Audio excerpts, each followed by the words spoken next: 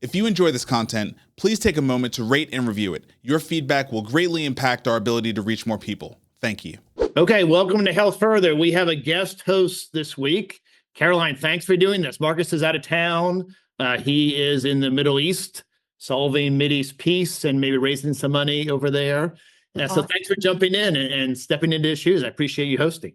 Of course. Yeah. Thanks for thanks for having me. And it's good to be with you again. It's been a few years since I've recorded with you. So awesome stuff. And to everyone who I haven't met, it's nice to meet you. My name is Caroline. Yeah. And so, Caroline, maybe give a little bit of your biography, your background that brought you to be running Nouri right now. So you started off in a different company. I think it was a juice business. Yeah. Talk about your interest in health and diet and how that's manifesting in your first company and then Nouri. Yep, absolutely. So I actually started my career unintentionally, actually, in the food and beverage industry. I started as one of the earliest employees of a juice company called Suja, which was an organic juice company that started in 2011, 2012 was when we launched products. And that company grew incredibly fast, one of the fastest growing beverage companies in history.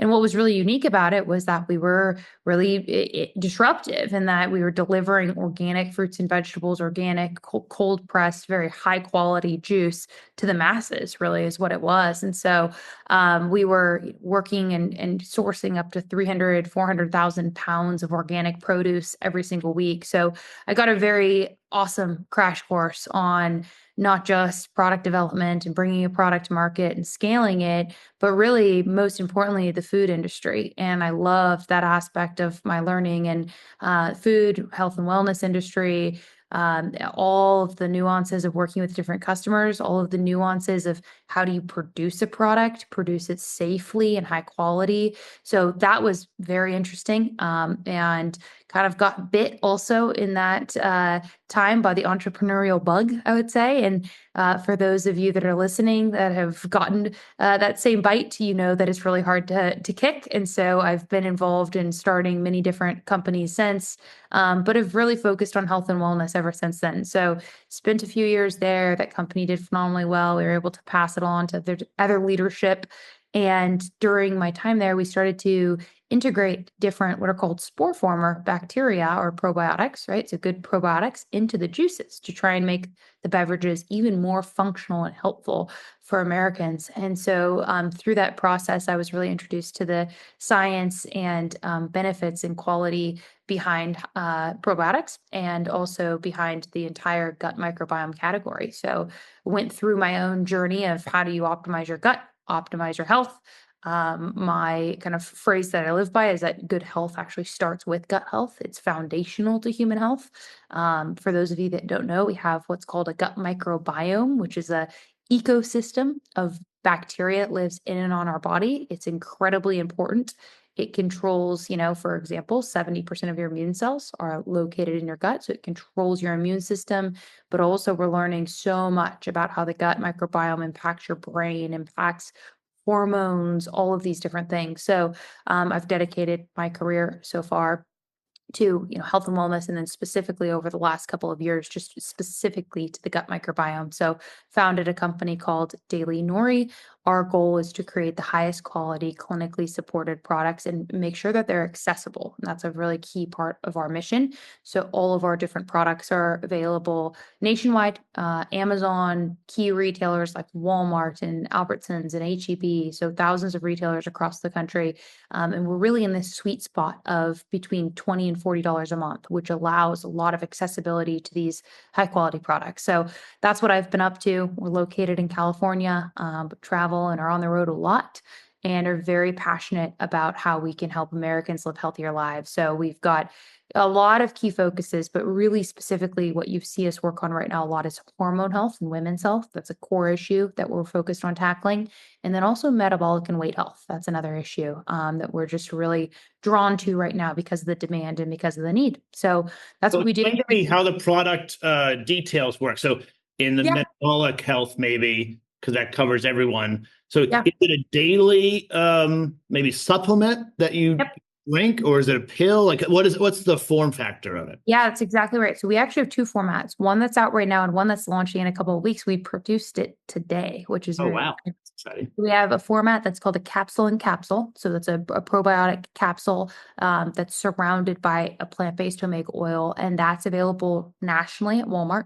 And it's a probiotic that's actually proven to help with metabolic health and also really key indicators of metabolic health like BMI. So reducing BMI, reducing hip circumference and waist circumference, which are two of the indicators that we look at within about 90 days. So that product's awesome. We've had that out for a couple of years. It's one of our top. And I'm an investor, so I'm cheating, but the capsule in capsule sort of allows the actual really healthy probiotic stuff to get to the intestines. Is that right? It gets through the stomach. Yeah. Yeah. So when I was starting the company, I read some really good research that was published back in 2013 that showed there was this unique relationship between omegas and probiotics.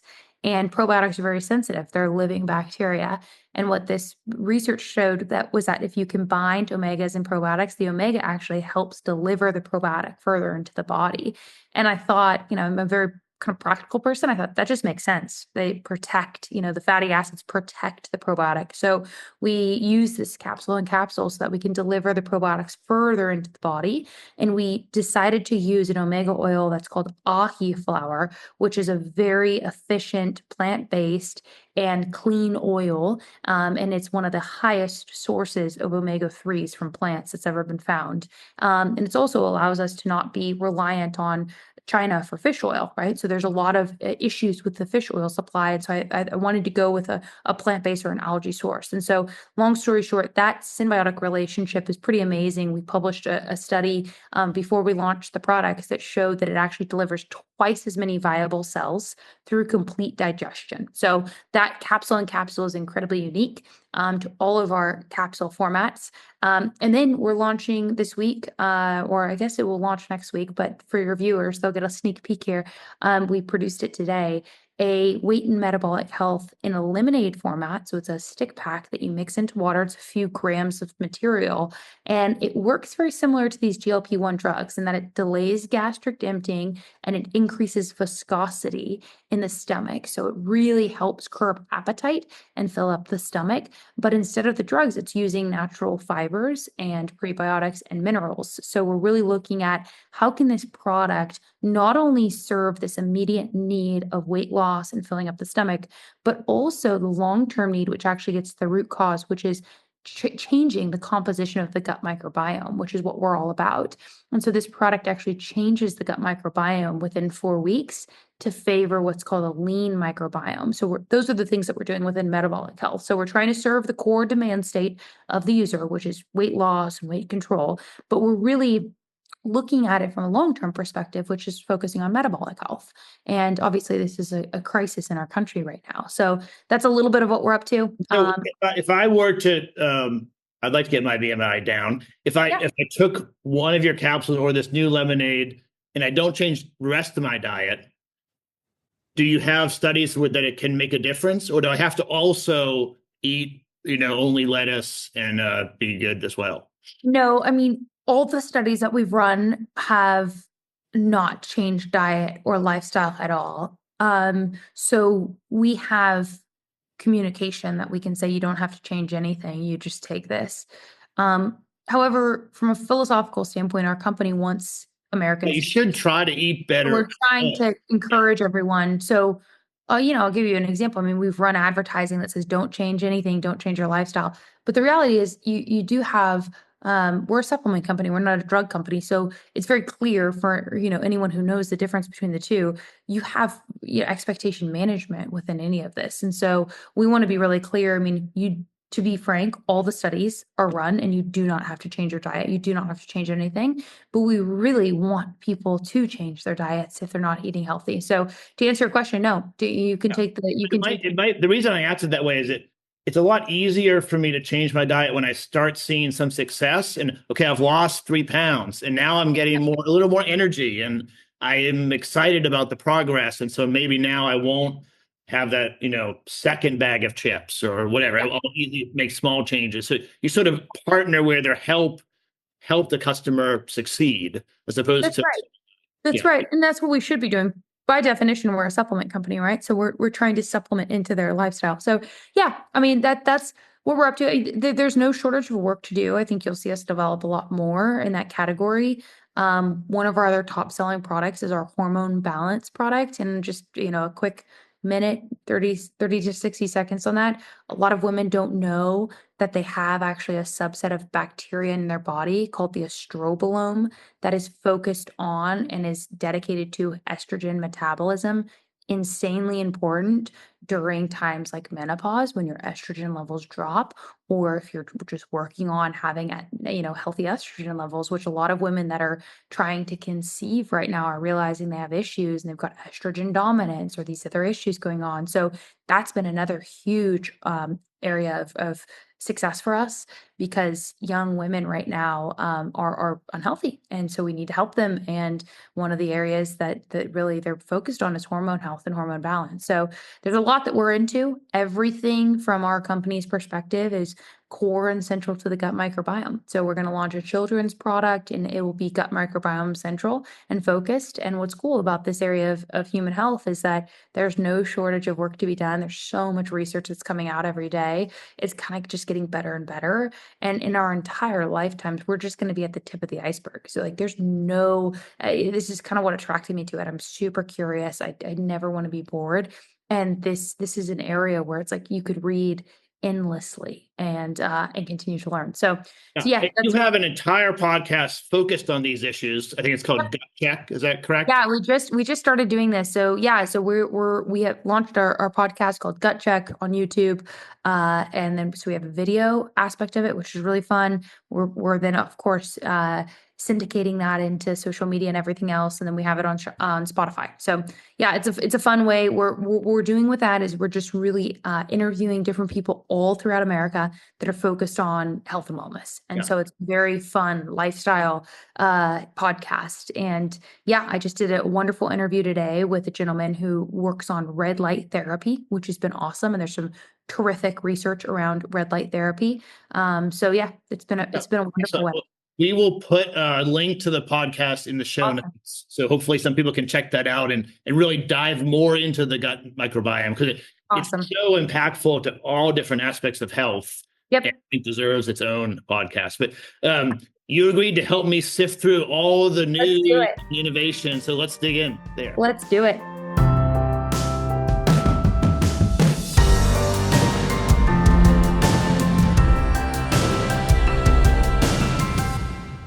Okay, so it's been a busy week in the economy and politics. Trump has this habit of stating a really big, maybe shocking kind of news item. He did it with tariffs over the weekend. We're recording this on Wednesday. So he came out over the weekend with huge tariffs on Mexico and Canada, and then a slightly smaller tariff on China. Stock market did not like that. It would be really difficult for the economy. But then after discussions with both Canada and Mexico, that got turned around. And so this story in the Wall Street Journal, inside the chaotic run-up to tariffs U-turn, sort of talks about that 48 hours of chaos around, there's this huge tariff. Oh, no, wait, no tariff. So do you have supply? I think you just mentioned one of your oil, omega oil, is not from China. Do you have any suppliers outside the U.S. where you're concerned about this? Yeah, well, first, just to acknowledge our category as a whole, the VMS, the vitamin and supplement category, has a ton of supply coming from China. So this definitely impacts China. We do actually source one material, which is actually our glass bottle. For those of your listeners that are tuning into this, I mean, glass, we don't really have a good supply of what's called disposable glass in the US. So things like olive oil bottles, beer bottles, and for us, a glass supplement bottle is considered disposable glass. So yes, we source that from China. We've worked really hard over the last couple of years. I think really COVID was the wake-up call for our business. So we cannot source this stuff overseas and just have a reliable, even just the imports and getting stuck on the water, whatever it might be. So long story short, I think with this, we don't have a huge impact, but our category does. So our business itself is great, but our category is impacted by these things. Less so a little bit from Mexico and China. It's more so just a lot of companies that sell things in Mexico and China for our category. But I think just in general here, the way to look at this is For love him or hate him, Donald Trump, we've known him for a while as a culture, right? And so you can kind of predict some of these things. So he wrote that book, The Art of the Deal, and I think it was published in late 1987. I think it was, and it's really, fascinating. Again, if you hate him, whatever, it is what it is. It's the playbook he's using today. Exactly. It's the playbook. And so my point in that is this stuff's actually not complicated. You can tell what he's going to do. And if you haven't figured it out yet, you got to get used to this, because I don't think this is going to go anywhere. He does this stuff all the time.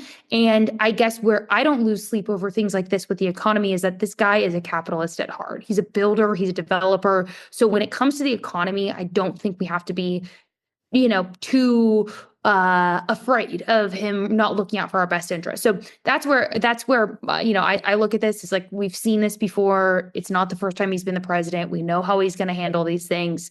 And lo and behold, you can tell, just again, taking a big step back, you can tell the heavier 25% tariffs were on Canada and Mexico. The less 10% tariff was on China. Why? Because China hit right back with another tariff, because there's a deeper, massive supply chain at play with China, whereas he knows he can play a little bit more with Mexico and Canada, so we put the 25% tariff. Does that make sense? So but leaving aside that example, I think of his style maybe, and it's in The Art of the Deal.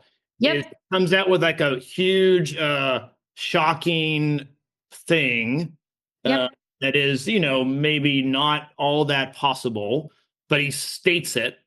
And really what I think he's doing is trying to open the Overton window broader so that more things, more negotiating deal points are now on the table. And then he comes back and tries to get a deal for himself, or in this case, for our country.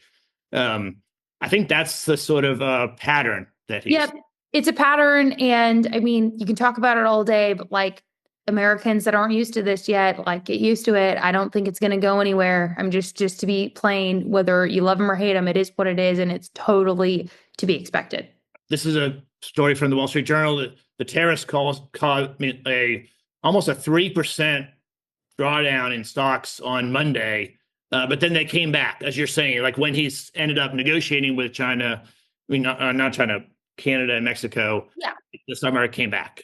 And he's doing this over the weekend. This is what's crazy too. Again, get used to this. This guy's going to work 7 days a week. His team's going to work 7 days a week. You're going to do this over the weekend. It's just, you can't freak out when you see these changes, because very little of them, the news cycle is going to change to this hour by hour cycle that we've seen the last couple of weeks. I actually don't think that's going to go anywhere. I think that's going to continue throughout this whole term potentially. Yeah. Right. Okay, and then China, as you mentioned, China retaliated yesterday. And again, this is going to be a multi-month negotiating process with China, I think, over time. So Trump started it, and now China's retaliating. I think there's going to be lots of back and forth through this process. Yep. I think this one, there's just so much more power and nuance to it. That's multi-month, if we're lucky. This will probably go on for a long time. Yeah. So I think what this is going to do, if anything, is, a lot of the business owners that I've talked to over the last couple of weeks, take it with a grain of salt. It's not like it's thousands of business owners, but it's a lot. They're considering what they're sourcing from China to see if they can get it from other places. One I talked to today said, we're trying to move as much supply as we can to Vietnam, right? So I think there's going to be little pivots like that. Because again, if you know Trump, this one isn't going to go anywhere. He's talked about this for a long time. Okay, moving into the venture market. So SafelyYou, which is a senior living care, raised $43 million to continue to sort of build their business. I think in senior care, we need a lot more care. We need a lot of support and a lot of technology. So they're using AI and remote clinicians to take care of seniors more, which is great. This one, Vic, I love. A lot of people don't realize, this is a huge issue. I think SafelyYou is using AI camera technology to look at fall prevention. 1 in 5 Americans over 85 have Alzheimer's. 1 in 10 over 65. Alzheimer's and dementia are growing. That's what they're focused on, the SafelyYou. Then there's really not a lot of resource out there for Alzheimer's and dementia, especially for these care homes. So this one's really cool, and I think this will be well spent. And it's just another great example of how these companies are going to use AI. I don't know exactly how they're using it, but I think it's within their camera technology. They're trying to predict falls, and it's really terrific. So this is going to be a huge and growing need. Unfortunately, Alzheimer's and dementia are just on the rise. Yeah, and if it is well designed, which we don't know the technology, but let's assume it's well designed, it could be much safer and actually more private than having a human there living with the senior all the time and following them at 2 a.m. when they go to the restroom. Well, yeah, I mean, a lot of falls happen. So it's incredibly expensive. The generations that are coming up, the boomers that are taking care of their parents, and the millennials now that are going to take care of their parents, the cost is insane. And I do not think the data shows that children have prepared to take care of their parents and how much it costs. And so the cost efficiency is going to be a big one here to look at. And then also the generation that's taking care of their parents is used to so much technology. So this one's great. I mean, I was just thinking about our own family in this dynamic, and you want to allow your grandparents, your parents to have as much liberty, of course, as they can. And this is the classic story, but then you're their primary caretaker. And so what do you do? So I think, this is one of many companies that we're going to see continue to attract a lot of capital, because it hits home for a lot of the people that are investing, which is always the best kind of deal. And they're doing great work. So yeah, this is a growing problem. We'll see a ton more, hopefully, in AI creating solutions for Alzheimer's and dementia. But this is a great one. Yeah. Okay. And then the Wall Street Journal was covering KKR. KKR is, I'm following it. It's not really a venture deal. They made 3 investments, but KKR is really evolving into, they're publicly traded and they have various funds, but they also now are making direct investments into companies out of their holding company. And so we've been covering this for a while. There's VCs now that are evolving their business to just be different. Yep. And the 3 things they invested in, 1-800 Contacts, and then 2 others, more biotech. So there are a lot of health-related things in this. And KKR is of course, huge, hundreds of billions of dollars. It's interesting to see them evolve like this. Yeah, I mean, my note here, I don't know this one as well to speak specifically to it. My note here is this is the theme, right? The theme in healthcare, the theme in food, the theme in beverage is this diversification of investment. I think that depending on where leadership goes and what's going to attract funding and attention over the next couple of years, or even the next year, we're going to see a lot more diversification. That's going to be my theory, is that we're going to see a ton more diversification of what gets investment dollars. But they're wise to do so. There's going to be, I think each of these funds is also taking a part of what they're doing and investing in what we were just talking about, which is technology and AI, and how that's going to be a part of the business. But then just also it's you have generations that are dying. So those that were, purchasing on 1-800 Contacts, for example, what's the next iteration of that? And so I think it's a natural cycle. And I think we are going to see a lot of these companies get strategic in healthcare because, again, as your listeners well know, I mean, healthcare is the largest and fastest growing industry, right? Yeah. So and there's a lot of things that can be made better in healthcare. Tons. Yeah. Just about everything. So, yeah. Okay. So let's get into policy now. Robert Kennedy Jr., he made it through the committee yesterday. I think it's pretty clear that he's going to get confirmed this week-ish. I don't know when they actually would go to a vote. But I think the full Senate's very likely to confirm him. I know you're in the supplement space, so very close to where Robert Kennedy is focused on food and supplements and vitamins and taking some things out of the food. What are your thoughts about Kennedy? Yeah, I mean, my thoughts are pretty simple. He said this on Fox yesterday. I mean, he's not. You're actually, you're on Fox here. Yeah, you're on Fox News, and we'll have this link in the show notes so people can listen. But you did a great job sort of talking on Fox about the different issues. So, yeah, look, I don't think he's perfect. No one is. I mean, in his politics, so it gets really blurry really quick. But The reality is, and again, whether this works in your favor or not, I think that there is just the factual reality that parents and younger parents, particularly in this millennial now Gen Z, these demographics, are wondering what's going on. I guess that's the easiest way to say it, is so they're just kind of wondering what's going on. They're so conditioned to have transparency into everything, the way that technology and media and independent media has played out over the last few years. And this has been something, healthcare, drugs, and pharma and food has been something that has been this kind of big mystery box. Well, it's produced, again, some of the worst results we have, and you can just look at it at face value. It's not hard to see.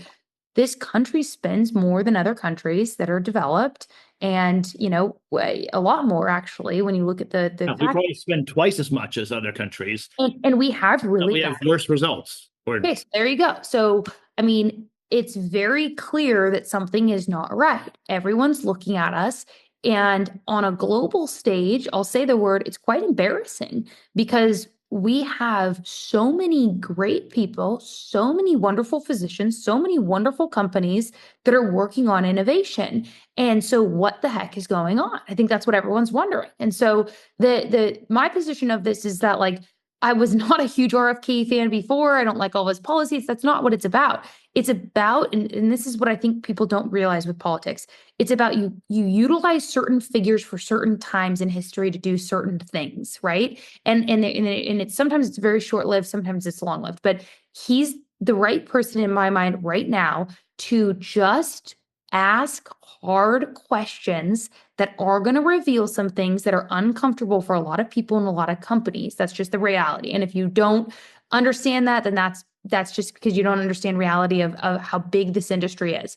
So there are going to be some things that are uncovered that might be fraudulent, that may be criminal. There's just some of that's going to happen. However, we have to get to the bottom of this. We have to provide better solutions because it's the demand of the people. And I think that a lot of the leaders in place are kind of angsty, and you can feel that angst because they have not been transparent. So here we are. Well, we spend on this podcast, and in general, I think we spend so much time thinking about the continuum of care, right? So your primary care doc, specialists, health system, insurance, ancillary diagnostic and treatment centers. And of course, that is important, but HHS covers our food supply and the discovery of new drugs. Food supply, the NIH. So part of this is like, there's no question that this isn't an anti-vaccination or an anti-drug administration. No, there's times and places where drugs and vaccinations are absolutely the solution and warranted. However, this also is a question of, we have an obesity and a metabolic health issue we have to get to the bottom of. We'll probably talk about that in a minute, Vic, but how do we get to the bottom of that sustainably? And it's not just slapping a Band-Aid on top of a Band-Aid. You have to look at the whole body and the root cause of these issues, and you have to treat the body as a whole. So that's what really a lot of this is it's kind of, to speak simply, it's getting way back to how humans were created, how we evolved, and how we were created to be healthy and what we need. So I think he's the right person. It's very nuanced. Of course, these Senate hearings are kind of just funny and kind of it's a show. I mean, everyone is sort of using their 5 minutes to get sound bites. Yeah. You can't, they're using their 5 minutes to reflect what a lobbyist or someone has paid them to use the minutes for. You have to be really careful about how every single one of these people are incentivized. And you cannot, and anyone listening to this would understand this, you cannot get to the root cause and really solve these problems in some 2-minute pitch. That's silly. That's absolute horse crap. And you have to really talk through these things, and they're very, very, very, very nuanced. However, what isn't nuanced and what everyone should be able to agree on is that we have failed results. So there has to be another way. The FDA and the food supply is a big deal. Getting red dye, just taking this for one small example. And there's you're really the expert on Americans' diet and food and digestion and gut microbiome. So what is red dye and what's the effect of it? Or what do you? Yeah, red dye is a chemical. It's a food dye that's been used in well, it was used in cosmetics, which I'll get to in just a minute, like things like red lipstick and different cosmetics. But it's been used in the food system in things like children's Tylenol to make it look like a berry flavor and therefore look more appealing to a child. And then it's used in a ton of candy and other products. Red dye now has just a lot of research behind it that you can't dispute that it's very harmful for the body. It may cause cancer. It's a chemical. And the way that I look at it is it's like absolutely unnecessary to put in. It's for marketing purposes, right? So they're putting it in cereals and these different things so that they can market it so that it's brighter and more vibrant and more appealing to it, specifically to a child, which is really the challenge here. And it's just, again, it's not necessary. And this is where the US has just gone wrong with our kind of laissez-faire approach. There's some of it that's good, but with regulation, you look at the dyes in the US versus the dyes in the EU or the European Union, and we have 30 to 100 times more chemicals allowed in our food system. So I say that all to say these things aren't necessary in the food. They provide absolutely no nutritional value. They're used purely for marketing, and there's adverse events that we've seen from these things. So that in like the silly thing when you look at the facts is that we removed these dyes, this red dye particularly, and don't forget there's yellow dye, there's green dye. I mean, there's a bunch more that need to come. We removed it from cosmetics 35 years ago, cosmetics that women put on their face. And that we left it in, if you go to CVS or Walgreens right now, it's in the children's Tylenol sitting on the shelf. Yeah. So, I mean, this kind of just crazy. Like, and there's some things like that just are crazy. It just doesn't make sense. And like, you don't need red dye in children's Tylenol to knock down a fever. I mean, look at companies like Genexa. They built a wonderful company it's the same exact formula, frankly, as children's Tylenol, but they removed the artificial ingredients in the dyes. And it's not as bright red or whatever, but I'm not sure that my son wanted to take the medicine, whether it was red or some other color. That's exactly right. And like, as a parent, I buy Genexa. My baby has a fever. I'm totally fine giving him the medicine. That's totally normal. But is there a need for the red dye? No. So this is stuff that's just kind of like, it seems like it's incredibly lazy. You don't want to get so far as to say like, oh, it's intentional. They're trying to poison you. They're trying to kill you. I don't think that's it. It's just lazy and it's wrong, right? When you have a corporation that's that large, have large R&D teams, large capabilities and budgets to make things better. It's just parents are just saying now, no, we don't want that. And that's wrong. And I think what FDA is saying is the Food and Drug Administration should stand in the way and say, like, these things should not be in our food system and these things can be. And then when you go into the store, you don't have to know which brand.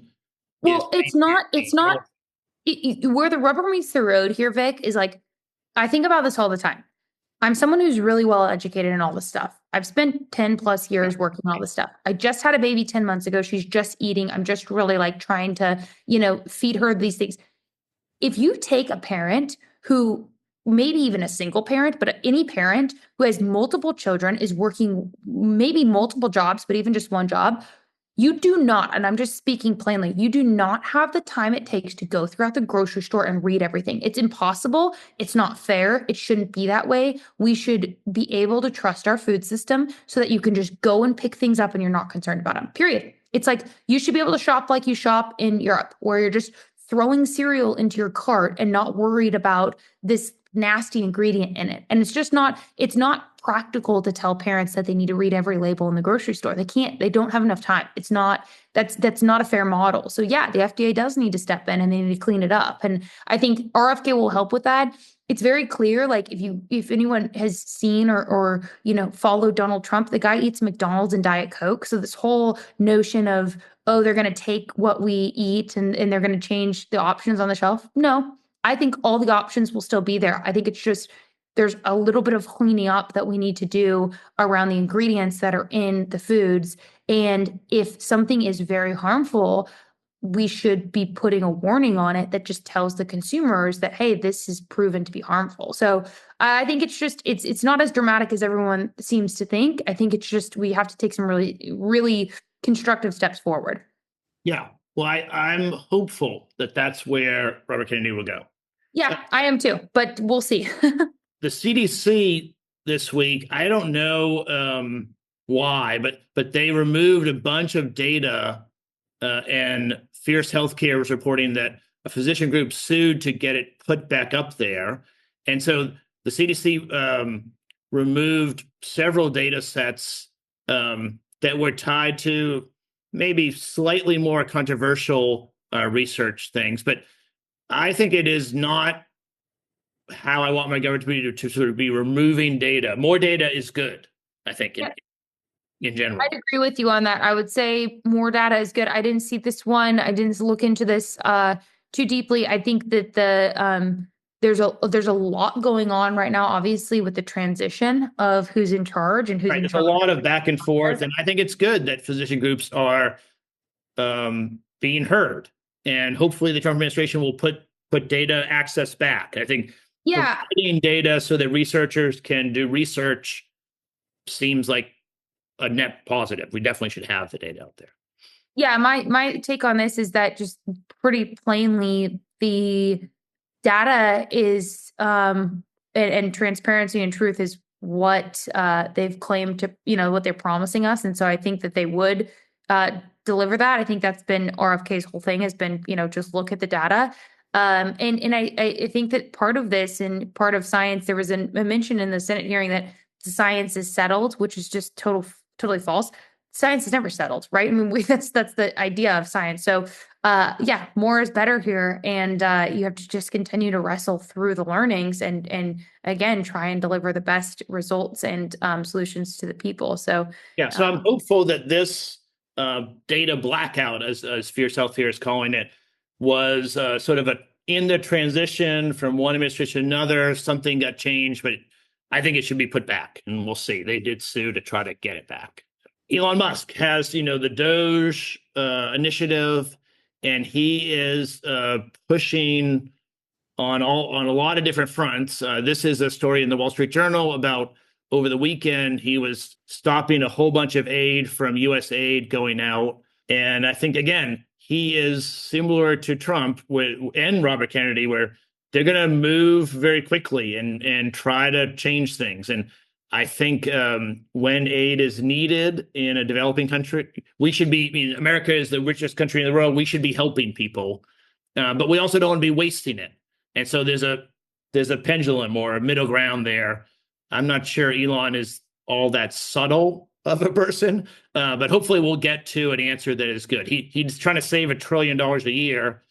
And so there's going to be lots of wringing of hands, but hopefully it'll work out in the end. Yeah, I mean, I think that the reality here is they're trying to get their hands on what has been going on. It's a transition period. You can't forget that. I mean, the first 100 days particularly. And the headliner and the story here is that there was a mandate. I mean, Donald Trump got elected, right? There was a vote. He got elected, and the mandate was to provide transparency on how the government's spending money and what's going on. And so, whether, we should help other countries, and we will, and we are. But how that money is being spent, I think, is the question, right? And so there's been a lot there that they're working on, and I think there's a lot that's being just uncovered.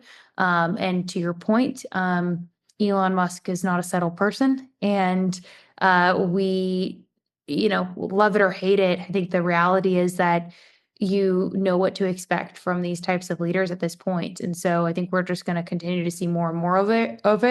I think the interesting thing that's very fascinating is how young the leadership is all of a sudden. So I mean, Donald Trump isn't a young president by any means. Elon Musk isn't necessarily young, but the leadership and a lot of the staff is very young, which is interesting. So that's obviously been in the headlines over the last 24 hours or so with Musk. Well, and the press secretary, I can't think of her name right now. Caroline Leavitt, yeah. Yeah, she. I saw her one day. She was really very impressive and fielded questions with, I don't know if she had like one page of notes or no notes, but she didn't have a lot of notes, and she was very responsive and answered things. Yeah. These are people that are on mission. have the kind of transparency, momentum, and tailwind such that you can.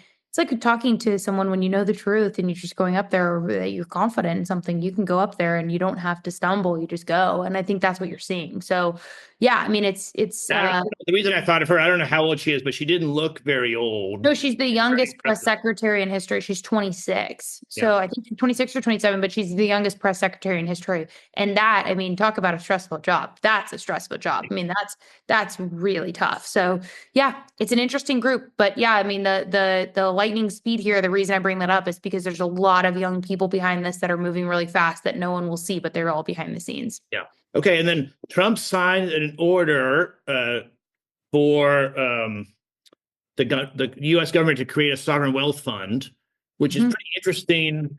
There's a lot of sovereign wealth funds in the world. They mostly are at countries that have surplus. Maybe they export a lot of oil, and so they have extra cash in the year. Then they invest that money. We, of course, have a deficit here. But Trump is a business deal guy, and so he said it could be useful in the TikTok negotiations. Of course, as a venture capitalist, I think it's interesting that maybe they could make investments in innovations in the country. But it's a little bit nuanced because we have a deficit, and where are they going to find the money from? And so I don't know. I think positive, but we'll see how it plays out. Yeah, I mean, the TikTok thing, obviously, that's the youth saying that they want TikTok, and the youth standing up. And there was a lot of Trump benefited big time from TikTok. I mean, you can't deny that. The numbers are what they are. TikTok was used to share information during the campaign. And so that will be interesting. We deal with the nuances of TikTok and health information all the time, and it's not an easy platform to deal with. But yeah, I'm hopeful for what you said, Vic. I think that ideally the administration should be making really good investments into good American companies that are helping, whether it's AI, healthcare, whatever. So something like this ideally would be used for good. Yeah. Or maybe something like, I don't have any knowledge of this, but we need more antibiotics produced in this country. Exactly. And that's an example where the U.S. government could assist with that, with regulations, and then would get some long-term benefit from that. Yeah, I mean, just drug production in this company in general, like manufacturing facilities, that's a great use of capital. So yeah, hopefully it would be for stuff like that. Yeah. Okay, so moving into the payers, Centene had a good quarter. I've been worried about Centene because they have so much Medicaid exposure, but they performed very well. So good to see that. They take care of a lot of Medicaid people. So they continue to push along at $280 million in profit. And then Teladoc acquired Catapult Health. Catapult Health is sort of a preventative care, a lot of virtual care for chronic disease and preventing chronic disease or helping people reverse it. What do you think of Teladoc buying Catapult? I think there's just going to be more and more of this happening. These kind of just mergers and acquisition within tech and health tech.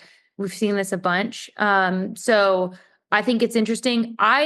My only take here, this isn't my expertise or area of expertise at all. My take here is something like Teladoc. I think it's just going to be interesting to see how all of these companies begin to use AI. You should see them, talking a lot about that in all of these press releases and in the future of all of these types of services. Just because this is where, when we talk about AI and healthcare, I think where the rubber can meet the road a lot and help physicians. So yeah, and Teladoc, of course, was really the first big, strong telehealth provider, but that is kind of very common now. And so I see them acquiring Catapult. They did another acquisition earlier to try to add their capabilities and sort of grow into sort of a more holistic set of things. Really. So. Yep. And I mean, when you're the first mover like that, you should be diversifying. So yeah, I mean, as a shareholder, that's what you want to see. You want to see diversification and just building a really strong base, which it looks like they're doing here. So yeah. Yeah, I think maybe they were a little slower than, I'm not a shareholder, but a little slower than they should have been. But now they've woken up and try to. That's how it goes, Vic. Right. Most are, and then they wake up. But yeah, that's it's a good to see that they're moving. Okay, so this story and the research paper that we're going to cover next, you suggested, which I think was great. Yeah. Research about GLP-1s and that people, even if they have diabetes or they have chronic disease, they stop taking the GL1 within a year. Yeah. It was published in the USA Today. I'm going to share that, but also we have this more scientific paper, which I think has more actual detail in it, sort of tracking the study. What was your takeaway, or what do you think is interesting from this? Well, I thought a couple of things were interesting. The reason why I suggested we talk about this for a minute is obviously these drugs are top of mind for most healthcare companies, healthcare providers, consumers, everyone. The couple of things just to point out kind of as we dive into this. One thing that's interesting is that there were over 125,000 patients. I thought that was awesome to see. Yeah. And this was from 2018 to 2023, I think, if I have that right. So it was a few years. So this has got to be one of the best studies on GLP-1 drugs that we have. I mean, that's definitely one of the best ones that's come across my desk. So yeah. I think that was really good to see. Not surprising. I mean, we're as a company, so just to explain my bias here so that everyone can understand it and they understand at the beginning, we're really focused on how do we solve this problem holistically and long term. So we've been really looking at this category specifically to pinpoint and kind of kick the tires on what's not working with these drugs. Okay, so just to understand so that everyone can see it from my perspective. Like if you could deliver the same results, yeah, the holistic, natural, non-pharmaceutical solution, that would clearly be better. So yeah, exactly. So I mean, people are shopping these drugs for the findings were that one, they lost weight, so they got off of them. But I think the bigger things here to really look at is that obviously there's people with type 2 diabetes that are taking them. And then there's a lot of other use cases.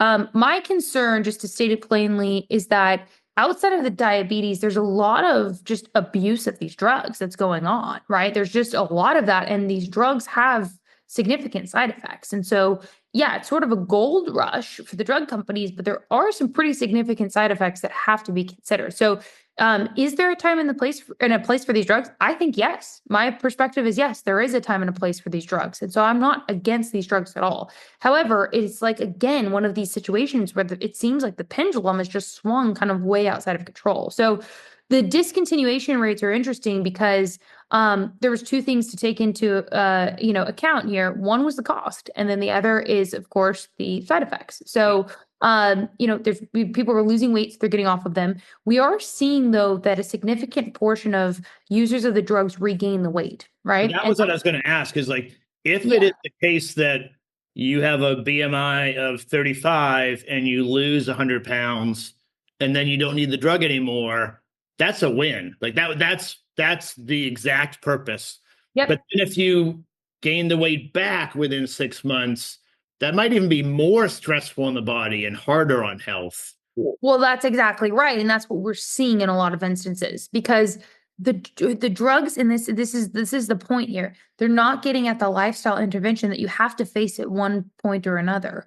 There's no way around the way that the body was created, right? And so you can put these different things into your body and they do impact the body. They do help to a certain degree, but you will come off of them. And so our perspective of this, and two other points here to mention, the drugs are incredibly expensive. An average American, I mean, you look at the studies, JP Morgan's done some really good research on this. A lot of other people have published research on this, but it ends up being somewhere north of $1,000 a month, somewhere, without insurance, $1,400 a month is kind of the ballpark that you'll see on a lot of these reports. Of course, give or take a little bit. That's not affordable for an average American, period. It's just not. That's not affordable. There's a lot of pressure for insurance providers to pick that up. If insurance providers, if the taxpayers start paying Medicaid, Medicare for these drugs, right now, 74% of the American population is either overweight or obese. That will end up costing us an estimated $3 trillion. That's a lot of money, right? That's a lot for the taxpayers to take on. So you have to look at that, right, with a grain of salt or a big grain of salt. And then the side effects as well are pretty significant. And they're not overwhelming half of obviously the users. It's little case studies here and there. So you do have to take them again with a grain of salt on the whole basis, but the side effects are overwhelming and they are pretty dramatic when you see these cases coming back. So you look at the pancreatitis, you look at our category, particularly the GI symptoms. We've seen an uptick in sales in probiotics and these other digestive aids because there's huge digestive issues that these drugs cause when you begin to take them and you don't change the way that you're eating. You don't change anything about your lifestyle.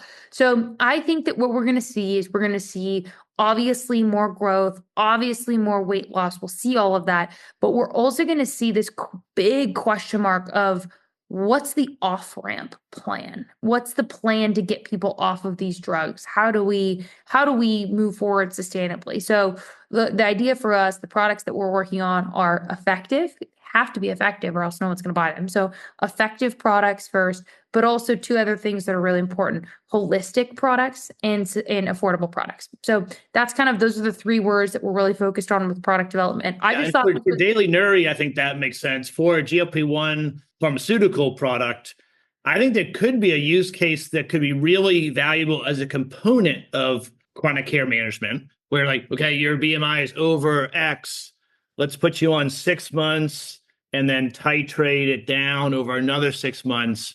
Well, we're also getting you probiotics and teaching you lifestyle and getting you walking. And then you get this momentum thing because you do lose weight. But then we need to have that support structure to help people titrate off this so that they're not on a GLP-1 their whole life. You can't afford it. And maybe that's the happy medium. And maybe back to the point, kind of pie in the sky optimism here. Maybe that's the happy medium of what the government can really do to fund a program like that. Hey, if we're going to pay for this, here's the plan. We can pay for this, but there's also, expectations of this as well. So we'll see. I think that, it gets really tricky when you start talking about youth, children on these drugs, et cetera, because we don't know what happens with development, bone development. There's so many other things that are going on here. So that's where I get really queasy when we talk about this. It's hey, that's really scary. While the body is still developing, we know the body's still developing. Again, this is a big problem. I just thought this study was a great one to bring up. I think people should read through it and look at it because 125,000 patients for a few years on a GLP-1 drug is pretty good. Yeah, for where we're at right now, that's a really good study. So excellent. Okay, then Novartis came out. They are looking at M&A activity, and they in the Wall Street Journal, they have a high bar for obesity deals. Kind of what you're saying, that they don't have a GLP-1 right now, and they're not just sort of buying a me too, another product.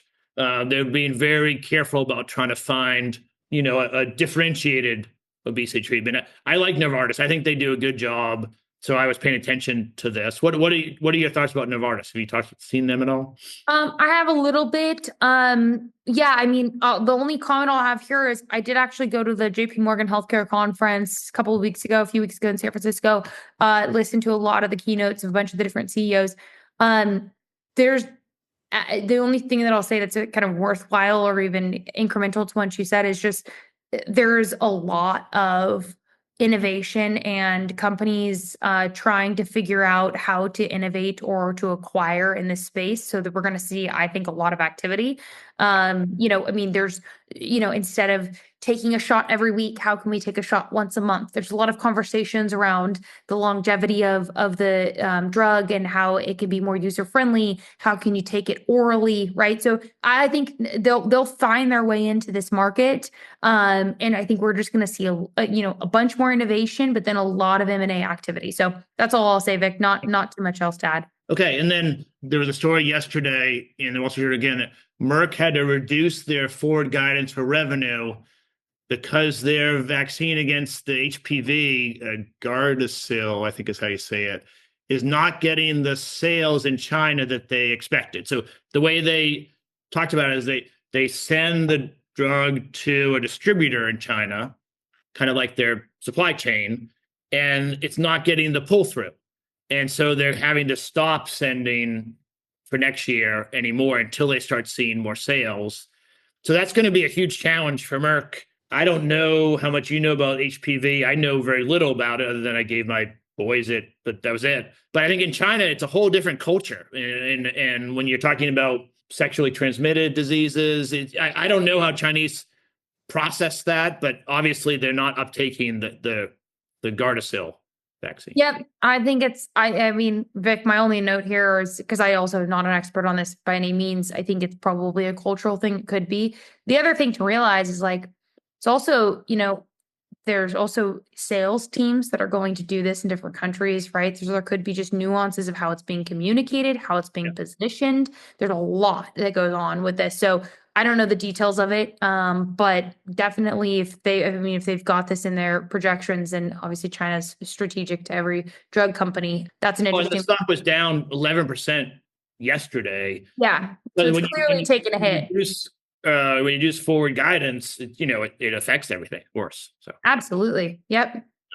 Okay, and then Press Ganey is partnering with Microsoft. So we're moving into the AI section. Of course, Press Ganey has one of the biggest databases,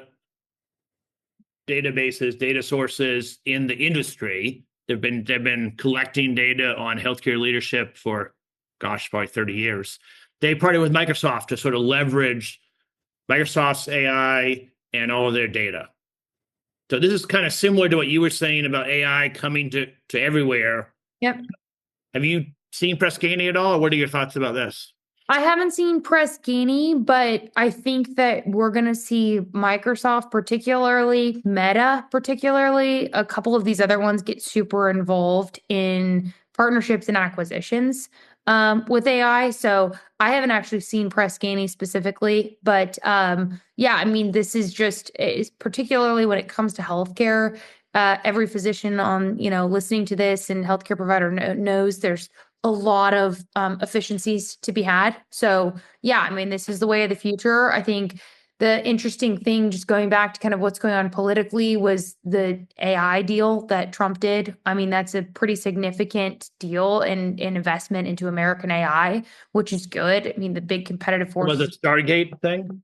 Yeah, I mean, so the big competitive forces are China and the US and AI development. And so I think it was $500 billion that they committed to AI infrastructure. So yeah, I would just say like headlines like this, without knowing too much about Press Ganey, my macro comment on this is we should just see a ton more like this. This is just kind of the way of the future. Yeah, Press Ganey is really probably the best source for patient experience. What are the doctors experiencing? They've run surveys for years. And that massive amount of data is going to be really impactful in AI because no one else has it. So I think it could be really good. Yep, absolutely. Okay, and then OpenAI launched Deep Research maybe over the weekend. I think it was Sunday. So Deep Research is a tool. You can't use it unless you pay $200 a month to OpenAI, which I don't.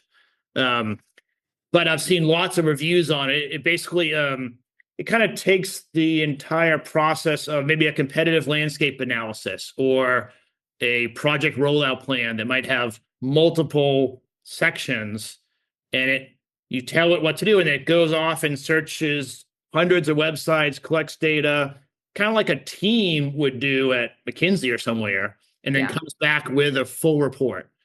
And so it's their next product. I haven't tried it, but a lot of people are saying that it's game changing as far as like the quality and depth, and the hallucinations disappear because it checks the facts over, many times before it gives you the result. So, well, yeah, my just like gut instinct on this is I'm excited to use it. I haven't dug into it yet. I'm planning to kind of play around with it actually over the next few days and this weekend.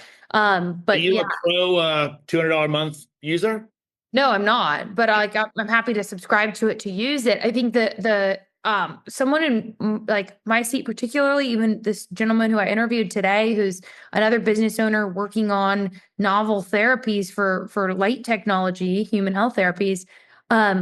There's not enough time in the day to read through all these research studies. And so he was even saying today on interview, I mean, utilizing things like AI to really analyze and have good analysis continually on studies. There's no reason why we shouldn't be able to use that technology, or this technology accordingly. And yeah, I mean, back to the consulting thing, I mean, AI is going to really challenge consultants. It's also going to challenge kind of this creative class in certain ways. We're already seeing that happen. So, yeah, I'm all Yeah, for I this. mean, I take a optimistic view that consultants will be using AI to level up and deliver much more insightful Yeah. reports and advice. But that sort of I don't know, standard, give me the competitive landscape and a few ideas.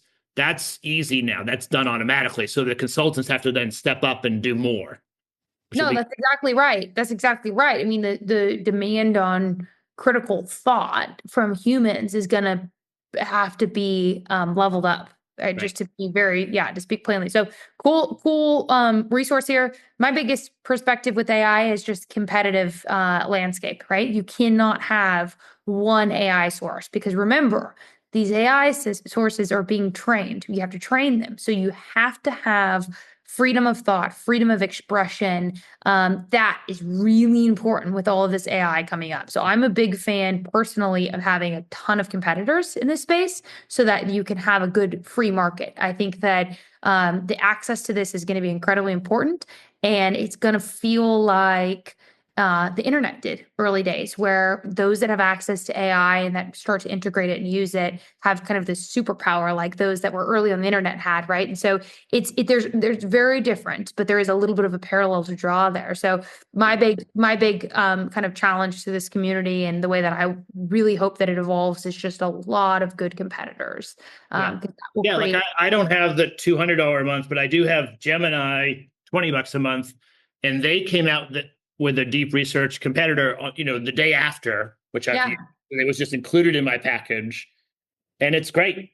I mean, it is very involved. I don't even know exactly what deep research I want Gemini to do right now, but as soon as I can think of anything, it goes off and does it. So maybe I'll look at probiotic competitors. I've got a few projects for you, Vic.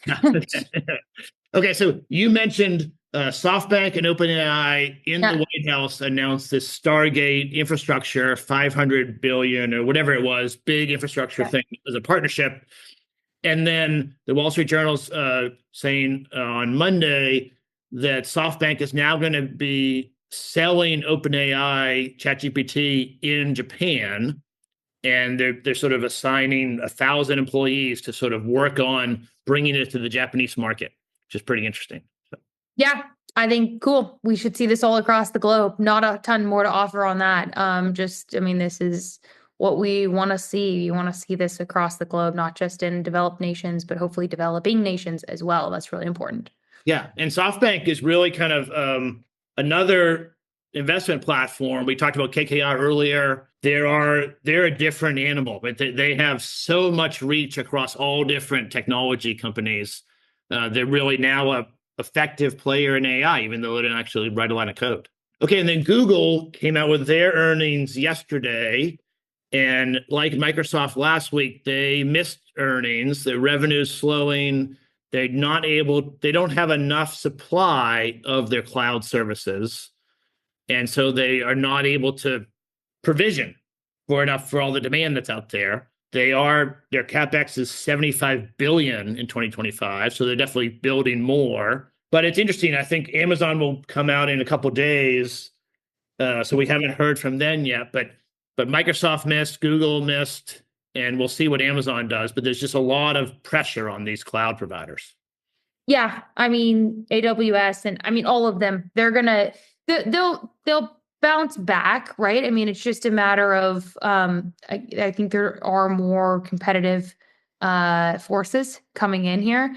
But yeah, it's interesting. One side thought here, again, I don't have a ton to add here, but the one side thought here is just the data centers and the impact that AI is going to have too, which is really interesting. So yeah, that's why they can't keep up with the demand. All of these guys are going to have to just adjust. And so just expect it to go up and down and be a little bit of a roller coaster. I think that's just inevitable when you have new technology come out and you have all these companies.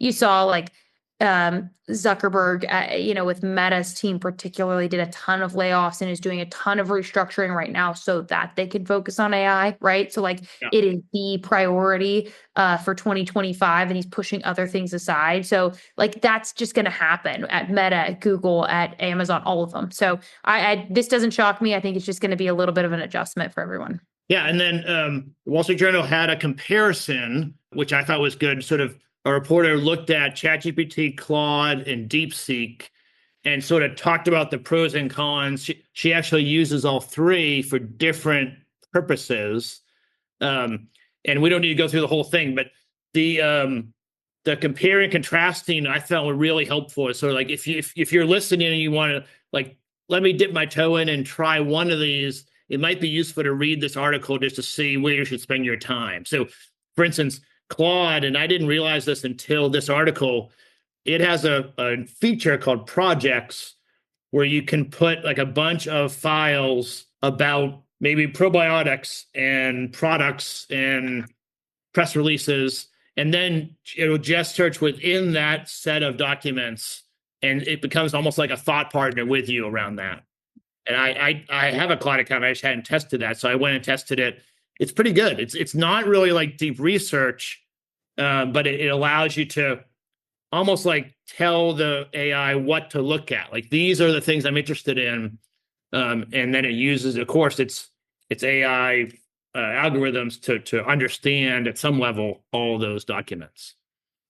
Yeah, I mean, my perspective of this, I've used only a couple of these platforms. Probably start using more and more as they continue to evolve and go. But I think this is how they're going to be used, right? I think there's going to be certain platforms that are good for certain things, because there's going to be specialties that are developed in each of them. So this is a cool analysis and comparison. And I think there's just going to be kind of a lot more of these because, again, as people get used to using these tools they've never used before, they're going to have to also be taught how to use them. And, for each of their specialties, whether you're a healthcare provider, whether you're a practitioner, you're a doctor that has 3,000, 4,000 patients, right? How do you use these tools well? So I think that's just going to be kind of the next phase of this from a marketing perspective, is just even how do we use them? Yeah. And I don't know, maybe this analogy works, maybe it doesn't, but as social media evolved, right? At first there was just social media. Yep. But now there definitely are differences, right? Instagram is really good for some things. TikTok is for other things. X, Twitter is good for other things. And they have different purposes. And so people might prefer one or the other. And I think AI is going to be the same, where they're sort of tuned to particular use cases. And then if you do that a lot, then you start to use that more. It's not that you can't look on Twitter for something that would be best on Instagram, but it's not that same kind of visual medium. I agree with that. We'll see, right? We don't know. I don't know. But I think that's a good way to look at it. And I think that's a healthy way to look at it. It goes back to the point that I made, is my perspective is always more is better when it comes to competitive forces, so that there can be the best product possible, right? That's what we need, particularly with this industry that's could be pretty scary depending on how you look at it. So we just want as much competition and the best product on the market. Well, Caroline, thanks for doing this. Thank you, Vic. When can I try the lemonade? When's it going to be in Walmart or Amazon? We produced it today, so I will have some to you next week, but consumers they should be able to buy it February 17th on Amazon. So we're launching ASAP. Clearly provided everything we talked about today. There's no shortage of demand for metabolic health in our beautiful country of America. And so we're trying to get this product to market as soon as we can. But yeah, it'll be available over the next couple of weeks. Yeah, excellent. Well, we will have in the show notes a link to your website and the podcast. Thank you. And from there, they can find you on Amazon and everywhere. Thank you, Vic. I appreciate it. It's great to see you. Thanks for having me. Thanks for making time. This was great. I really appreciate it. Of course. Talk to you soon. Bye.